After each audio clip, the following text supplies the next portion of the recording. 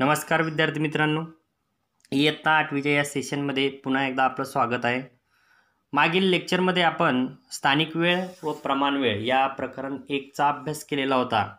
आज आपण आपलं दुसरं चॅप्टर जे की पृथ्वीचे अंतरंग आहे या प्रकरणाचा अभ्यास करणार आहोत. मित्रांनो बघा, पृथ्वी ग्लोबवर आपल्याला पृथ्वीचं एक प्रतिकृती, एक मॉडेल आपल्याला बघायला मिळतं ग्लोबच्या स्वरूपातून, ग्लोबच्या माध्यमातून.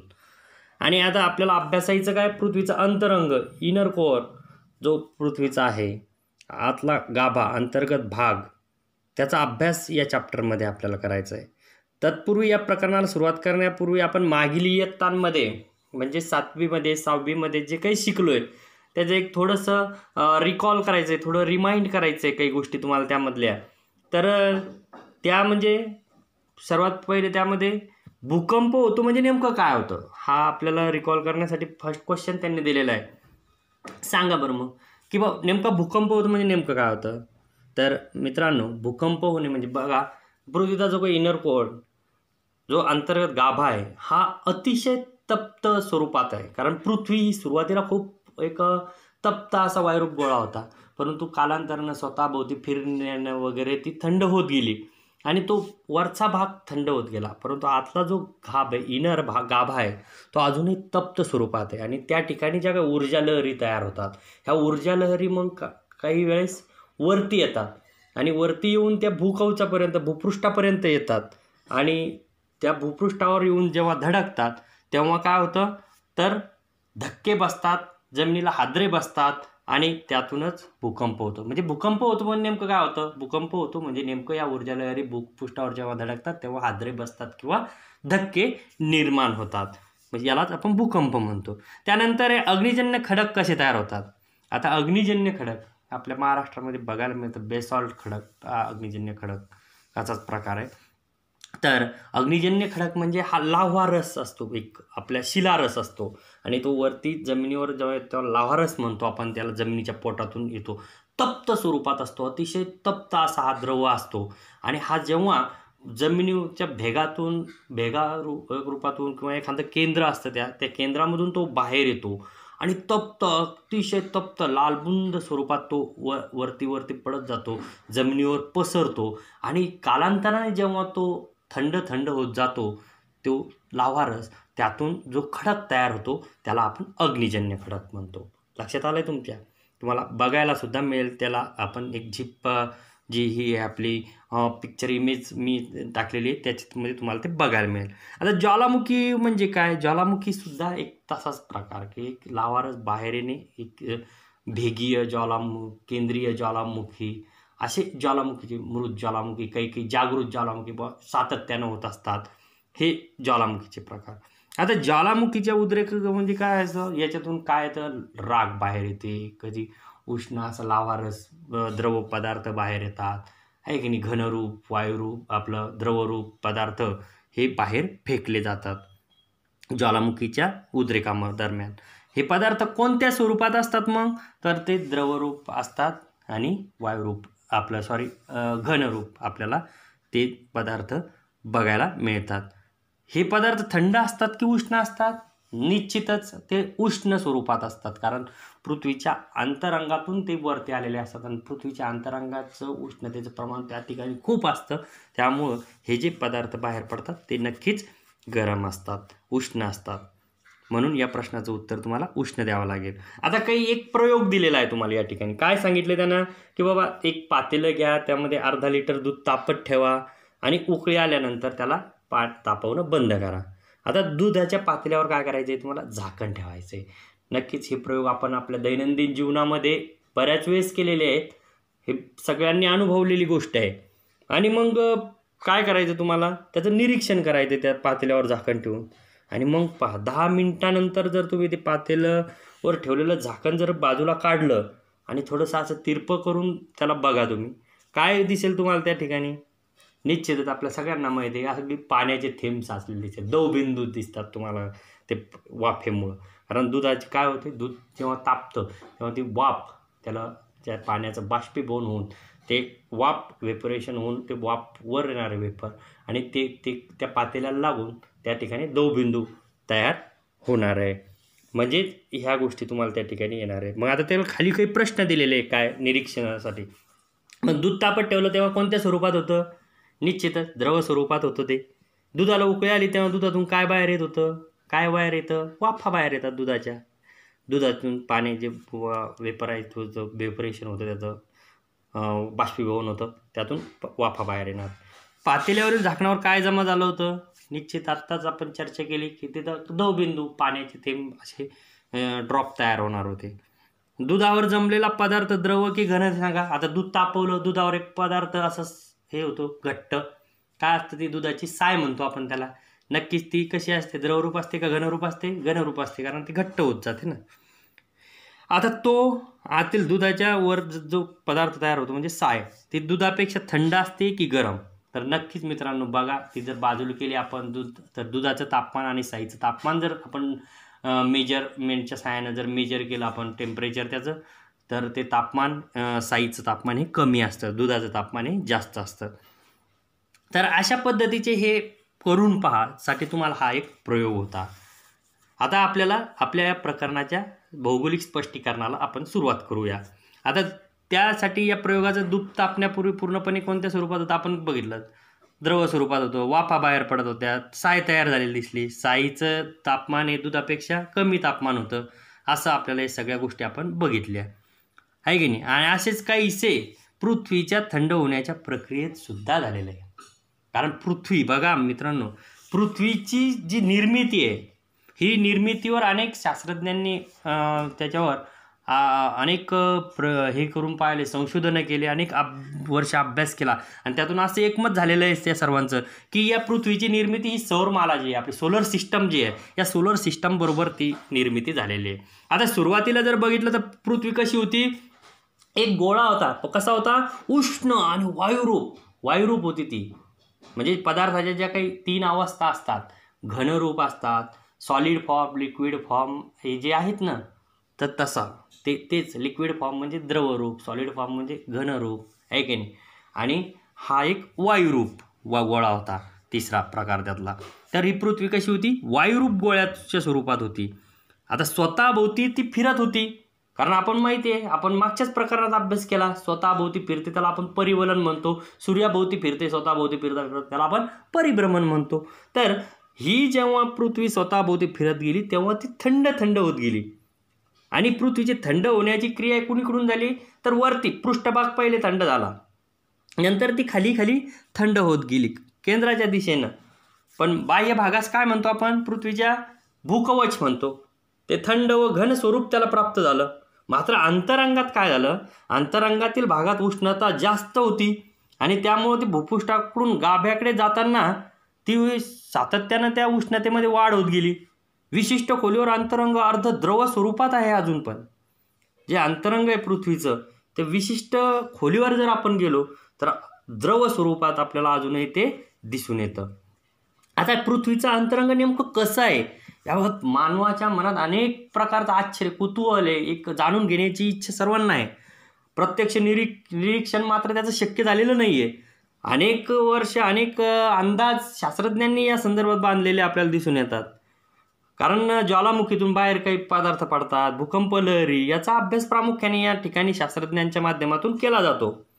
आता ज्वालामुखीच्या उद्रेकातून बाहेर पडणारे प्रचंड लावारस असतो, वायू असतो, वाफ असते इत्यादी घटक आढळले.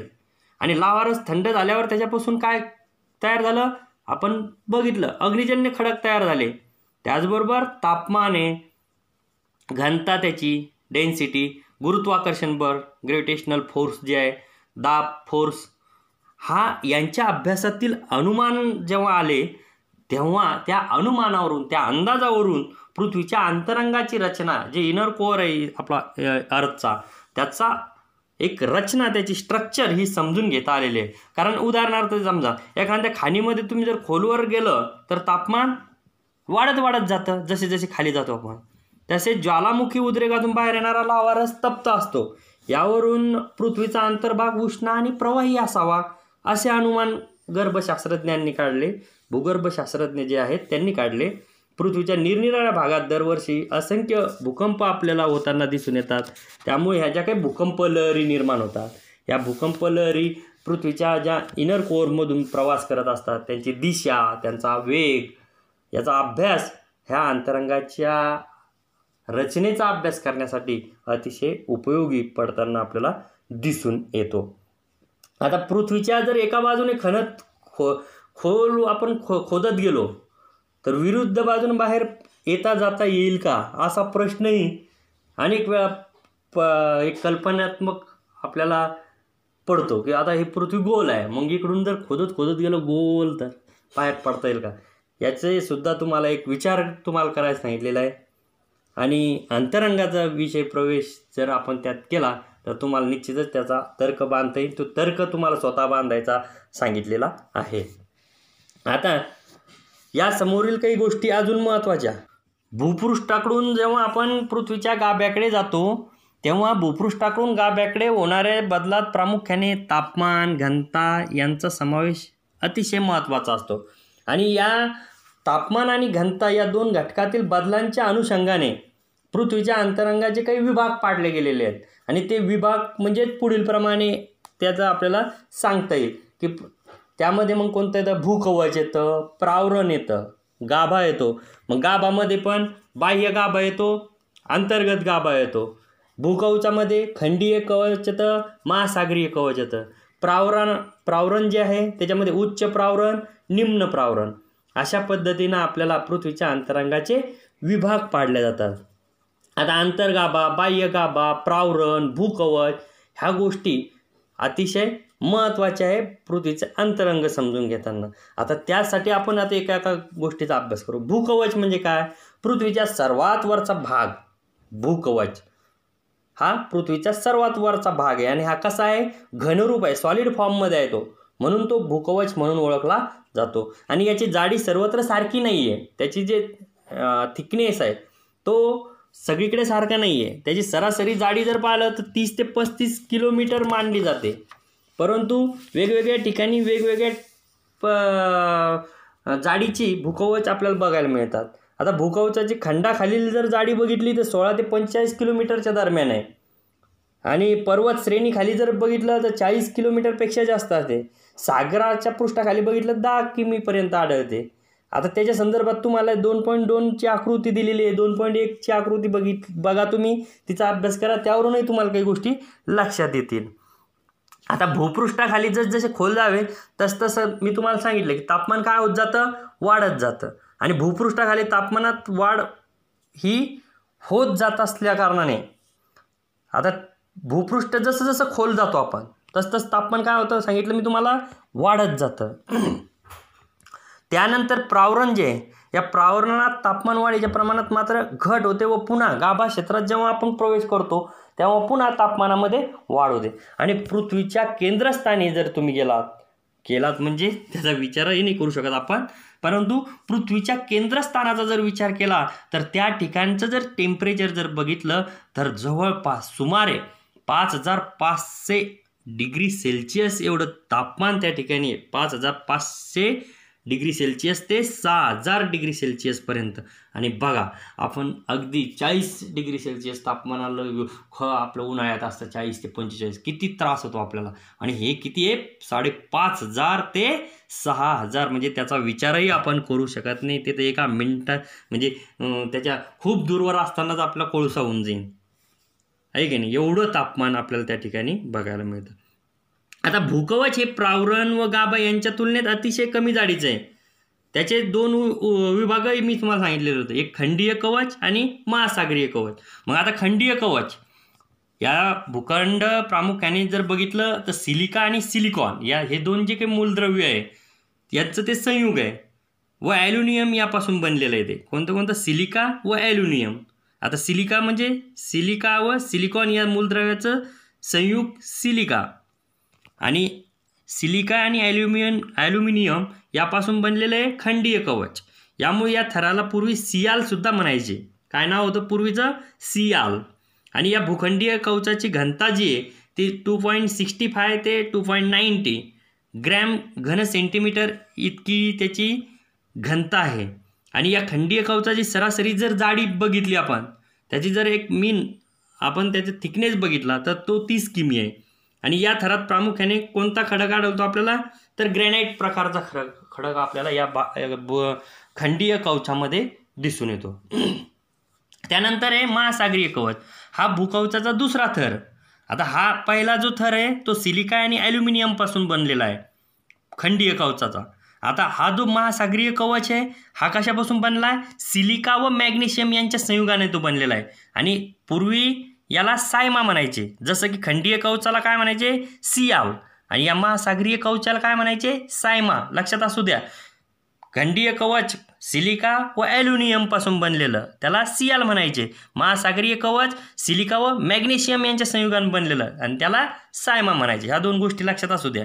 या थराची सरासरी जाडी ही 7 ते 10 किलोमीटर आणि महासागरीय कवचाची घनता ही 2.9 घन सेंटीमीटर ते 3.3 ग्रॅम घन सेंटीमीटर इतकी आहे. बघा, जशी की ती आपण मागे 2.65 होती खंडीय कवचाची, 2.65 ते 2.90 ग्रॅम घन सेंटीमीटर एवढी, परंतु या महासागरीय कवचाची किती आहे, 2.9 ग्रॅम घन सेंटीमीटर ते 3.3 ग्रॅम घन सेंटीमीटर इतकी आहे. आणि या थरात जसं किंवा खंडीय कवचामध्ये ग्रॅनाइट खडक आढळत होते, तसं या महासागरीय कवचामध्ये बेसॉल्ट आणि गॅब्रो हे खडक आढळतात. बघा, आता तुम्हाला खंडीय कवच आणि महासागरीय कवच यांच्यात तुलना करा म्हटलं जातं एखाद्या वेळेस. मग खंडीय कवच कशाचं बनलेलं आहे, सिलिका व ॲल्युमिनियम. महासागरीय कवच कशाचं बनलेलं आहे, सिलिका व मॅग्नेशियम.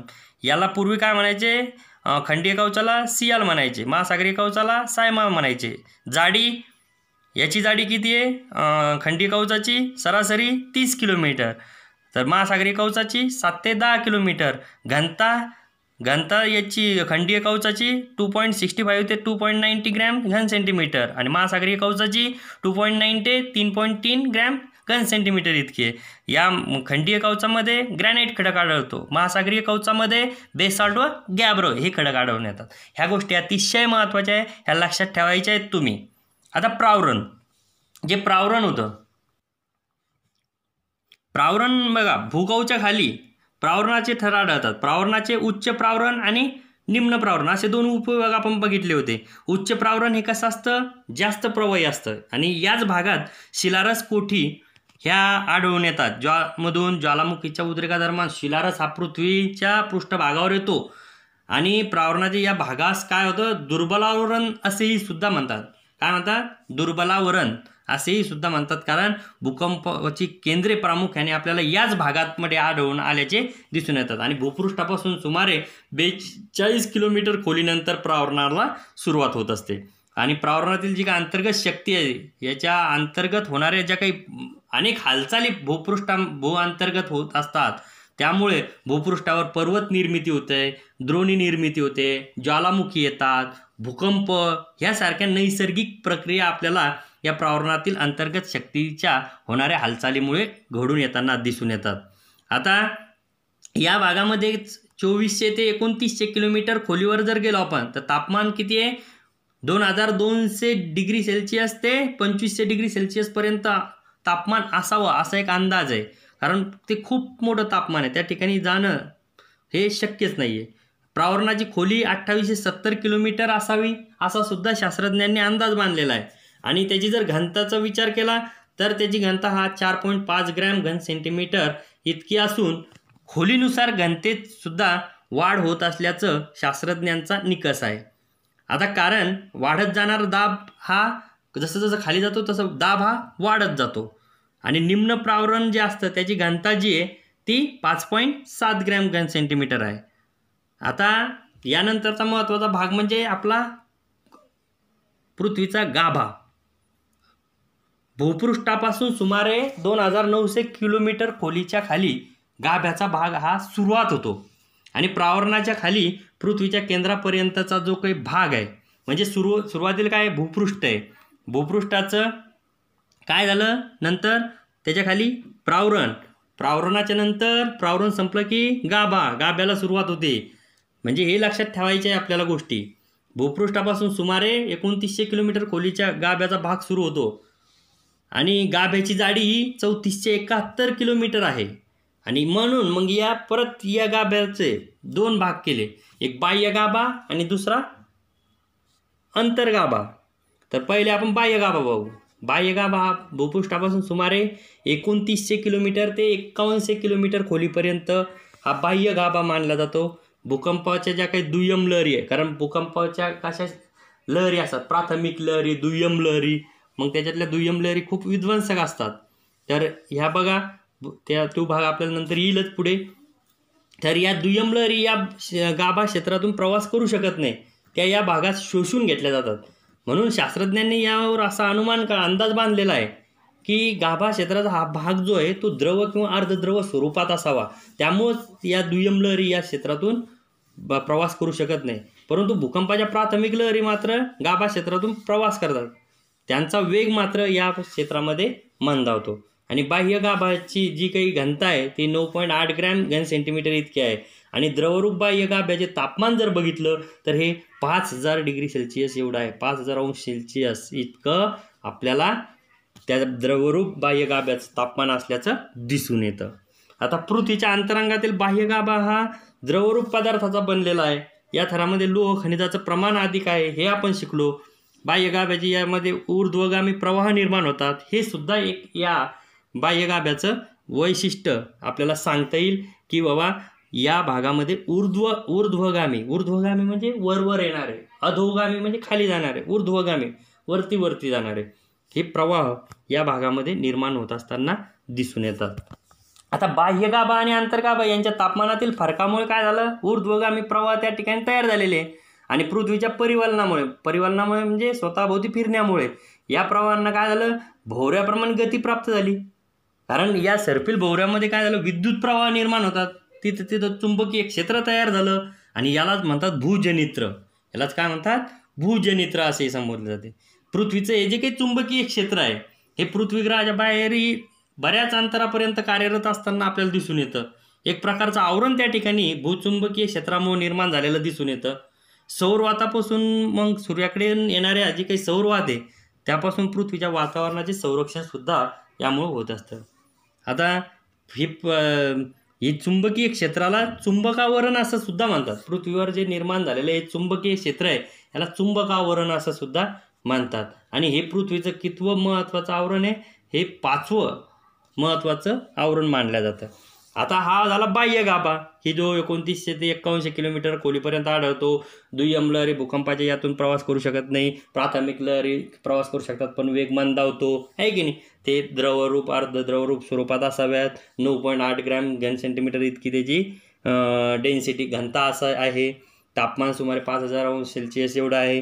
हे झालं बाह्य गाभा. आता अंतर्गाभा, पृथ्वीचा अंतर्गाभा भूपृष्ठाखाली आता किती किलोमीटरपर्यंत खोलीवर, 5150 किलोमीटरपासून तर 6371 किलोमीटर, म्हणजे पृथ्वीच्या बिलकुल सेंटर पॉईंट केंद्रापर्यंत आपल्याला हे अंतर्गाभा हा गणला जातो. तुम्हाला आकृती ती 2.3 मध्ये सुद्धा हे बघितलं जाईल.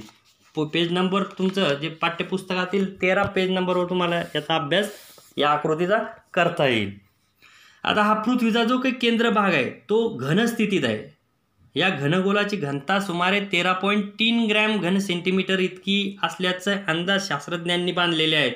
आणि ह्यो जो काही थर आहे पृथ्वीचा त्यामध्ये लोह, काही प्रमाणात निकेल यासारखी मूलद्रव्ये हे आढळून येतात. त्यामुळे त्यास निफे असंही म्हणतात. बघा, कारण त्या ठिकाणी काय लोह आणि निकेल यासारखे मूलद्रव्ये आढळून येत असल्यामुळं त्याला काय म्हणतात, निफे असंही म्हटलं जातं. आता या गाभ्यामध्ये पदार्थ प्रचंड दाबाखाली असल्याने अंतर्गाभा हा कोणत्या स्वरूपामध्ये, कोणत्या फॉर्ममध्ये, सॉलिड फॉर्ममध्ये म्हणजे घनरूप आहे तो. येथील तापमान हे साधारण सूर्याच्या पृष्ठीय तापमाना इतकं आहे. बघा, सूर्याच्या पृष्ठभागावर जेवढं तापमान आहे तेवढंच तापमान आपल्याला त्या ठिकाणी बघायला मिळतं. अशा पद्धतीनं आज आपण आपलं जे दुसरं प्रकरण आहे जे की पृथ्वीचे अंतरंग म्हणून ओळखलं जातं त्याचा अभ्यास केलेला आहे. एकदा तुम्ही काय करायचं, हे जेव्हा तुम्ही ऐकलं व्हिडिओ बघितला त्याच्यानंतर एकदा पाठ्यपुस्तकातून प्रकरण एकदा शांततेत वाचायचं आहे. आणि यानंतर याच्यावर आपण टेस्ट पण अरेंज करणार आहे. ती टेस्ट तुम्ही सोडवायची आहे. परंतु भूगोलाच्या अभ्यासासाठी तुम्हाला अपडेट राहण्यासाठी या चॅनलला तुम्ही सबस्क्राईब केलं नसेल तर नक्कीच सगळ्यांनी सबस्क्राईब करा की जेणेकरून तुम्हाला या संबंधातले जे काही अपडेट्स आहे हे अपडेट्स वेळोवेळी तुमच्यापर्यंत पोहोचत राहतील. तेव्हा न चुकता सर्वांनी याला सबस्क्राईब करायचं आहे. धन्यवाद.